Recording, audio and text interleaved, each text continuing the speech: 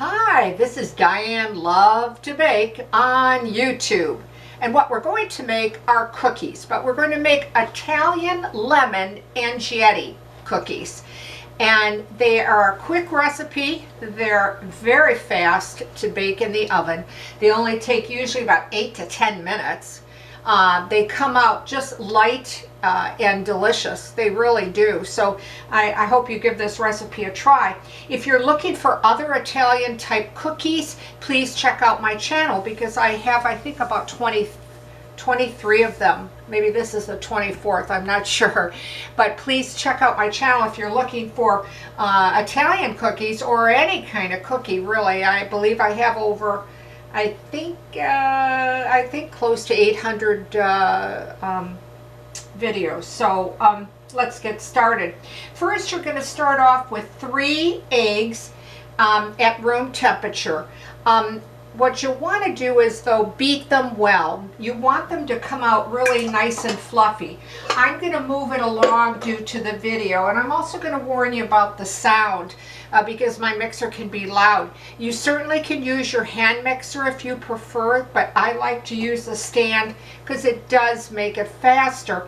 Now, I also do not put the recipe below the video, and I'm really sorry about that.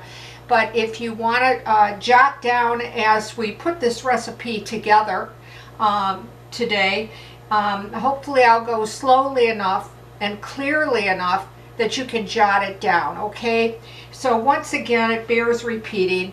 3 eggs at room temperature, and go ahead and beat them well. Spend 2 or 3 minutes. You want them light and fluffy and pale yellow. Again, I'm going to warn you about my mixer whenever I turn it on because it might seem a little too loud for you.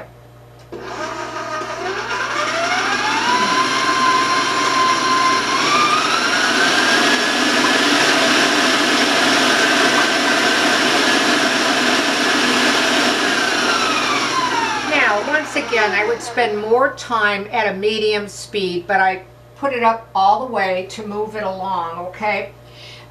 So you do want to beat your eggs well. The next thing you're going to be putting in is 1/2 cup of milk. And just put that all in at one time and give that a few seconds to beat.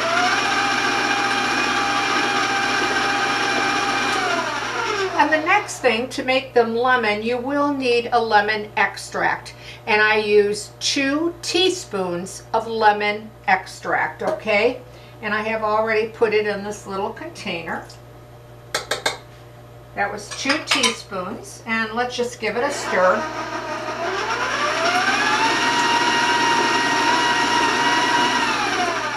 The next thing we're going to put in is 1/2 cup of granulated sugar, which really isn't a lot, you know, for cookie recipes. I don't think it is anyway. I think this is more of an adult, I find it more of an adult cookie than what kids really like, because it isn't real sugary tasting.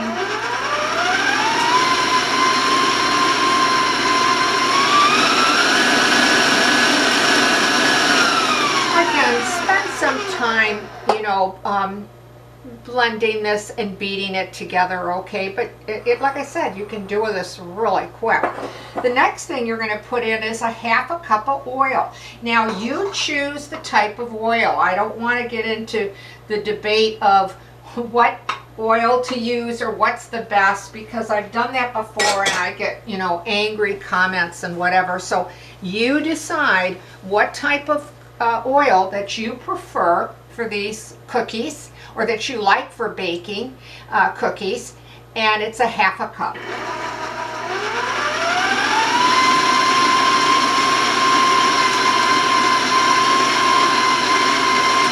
All right, now on our dry ingredients, you're going to need 3 cups of all-purpose flour, okay? And you're also going to be putting in 8 teaspoons of baking powder, and I did say 8. Okay, and then with a little whisk, whoops, I'm just going to give this a good stir, and it bears repeating. 3 cups of flour to 8 teaspoons of baking powder, okay? And we'll slowly put this in. I'm going to turn my mixer on.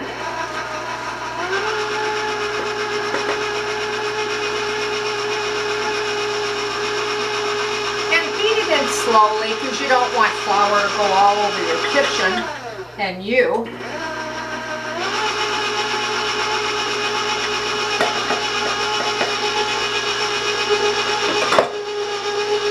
Now I'm going to turn my speed up just to get this beaten in.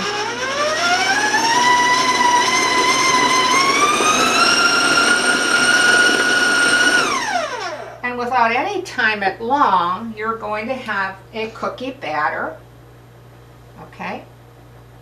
It'll look like that. Now, you don't have to do this, of course, if you prefer not to, but I like to use just a little yellow food coloring in.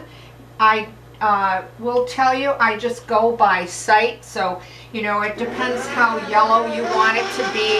It's really up to you, but I like to put, like I said, a little bit of the yellow food coloring in.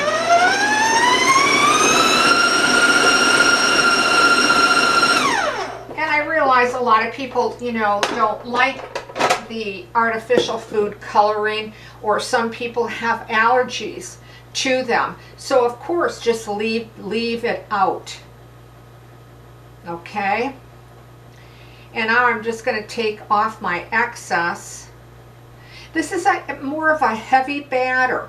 You might think once you make it that, like, oh gee, maybe I did something wrong, because it feels like a heavy batter. It's a sticky batter. I don't like to beat it too much because I don't want these cookies to be super dense, okay? And the next thing is, of course, to put it on our baking tray.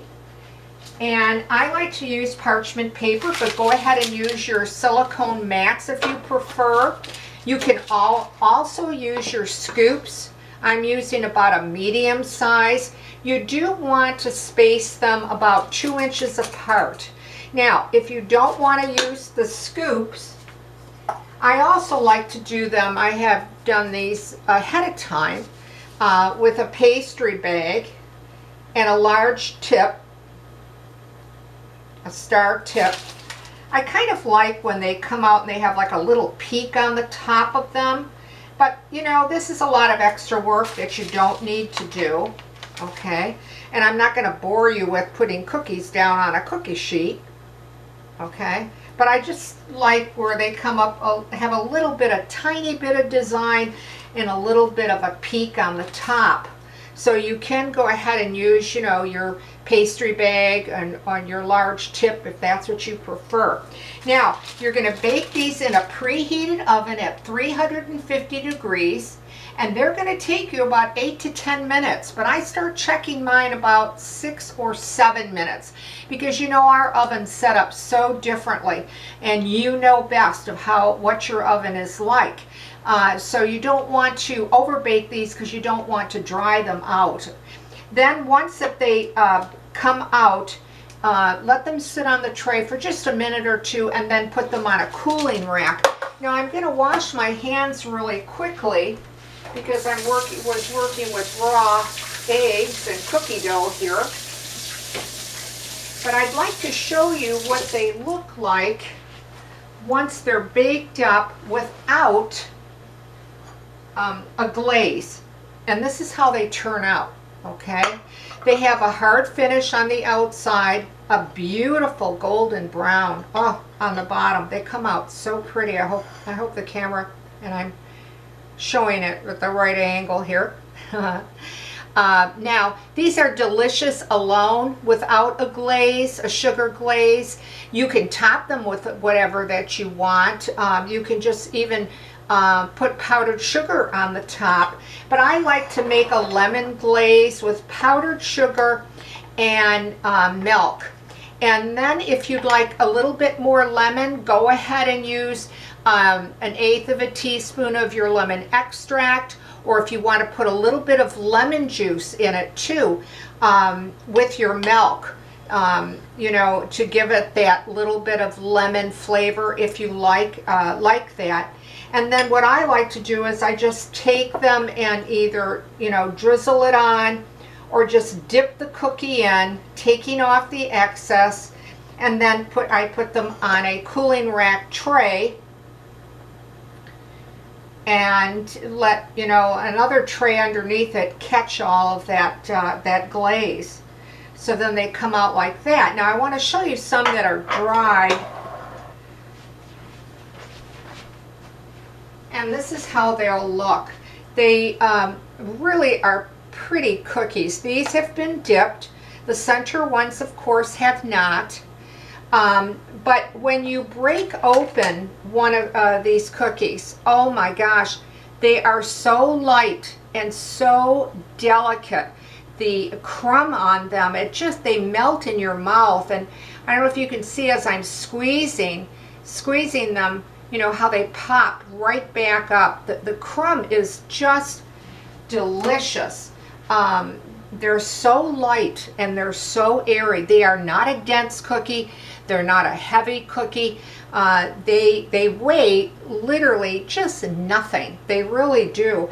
And they're great with a cup of cappuccino or a cup of tea, cup of coffee, espresso. Oh my gosh, they're really great tasting cookies. And again, you don't have to glaze them, or you can put your favorite frosting on them if you want. Dust them with powdered sugar if you're looking for a recipe that's a good one and a quick one. This is a quick, fast recipe to make great tasting Italian lemon cookies. Okay, I want to thank you for watching Diane Lovetobake, and I want to just quickly remind you the reason I don't put the recipes on anymore, and I'm not alone on this, that's for sure, but I just got very tired of seeing my work pinned, posted, and taken as people's property. And when people have written to me, I can't answer them, and it's so frustrating. So it's just not worth the time anymore to do that. So I hope that you got the recipe in the beginning of the video. If you're so inclined and you'd like to subscribe to my channel, well, I can't thank you enough. Or ring the bell, or give it a like. I'd really appreciate it. So thank you for watching Diane Lovetobake on YouTube, because it's the only place that I put my videos on. So if you'll watch me on YouTube, that would be fantastic. So thanks again for watching. Stay well, stay safe, and I'll see you soon.